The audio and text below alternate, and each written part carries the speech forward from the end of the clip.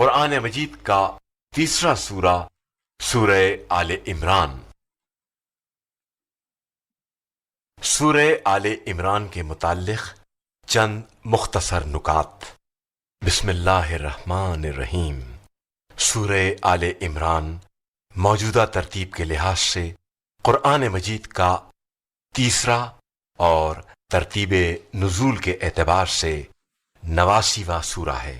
یہ سورہ مدینہ منورہ میں نازل ہوا۔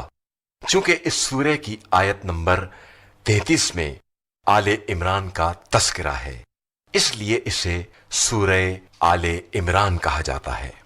اور حضرت عمران جو کہ حضرت مریم کے والد تھے، ان کی نسل کو آل عمران کہا جاتا ہے۔ آیت نمبر 7 ائمہ اطہار علیہم السلام کے بارے میں نازل ہوئی ہے۔ امام جعفر صادق علیہ السلام فرماتے ہیں، ہم ہی راسخن فی العلم ہیں اور ہم ہی اس کی تاویل کو جانتے ہیں۔ آیت نمبر 61 میں واقعہ مباہلہ کو بیان کیا گیا ہے، جب نجران کے عیسائیوں نے توحید کے بارے میں پیغمبر خدا صلی اللہ علیہ وآلہ وسلم کی دلیلوں کو قبول نہ کیا تو آپس میں مباہلہ ہونا قرار پایا۔ مباہلے کے لیے رسول خدا صلی اللہ علیہ وآلہ وسلم، حضرت علی علیہ السلام، حضرت فاطمہ علیہ السلام، حضرت امام حسن علیہ السلام اور حضرت امام حسین علیہ السلام کو لے کر نکلے۔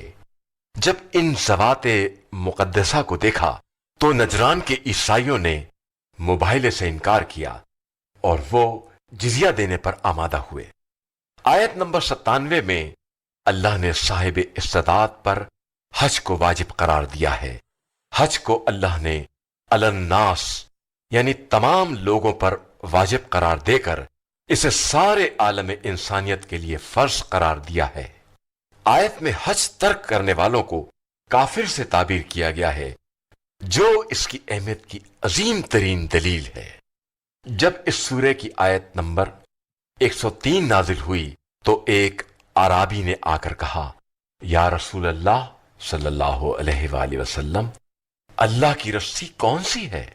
رسول خدا صلی اللہ علیہ وآلہ وسلم نے اپنا ہاتھ علی علیہ السلام کے ہاتھ میں رکھا اور فرمایا، اس شخص سے تمسک کرو، یہ حبل اللہ ہے۔ آیت نمبر 159 کے مطابق اللہ نے اپنے رسول صلی اللہ علیہ وآلہ وسلم کو نرم دل بنایا ہے۔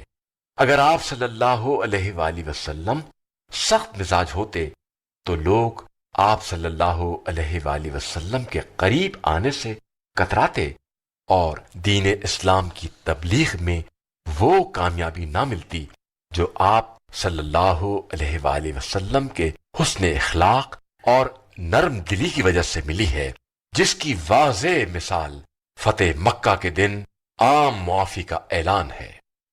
آیت نمبر 178 کے مطابق دنیا میں ظالموں کو اس لیے مہلت دی جاتی ہے تاکہ وہ اپنے گناہوں میں مزید اضافہ کریں اور وہ قیامت کے دن اللہ کی بارگاہ میں کوئی عذر پیش نہ کر سکے اور اللہ ان کے ظلم کی وجہ سے انہیں سخت عذاب میں مبتلا کرے۔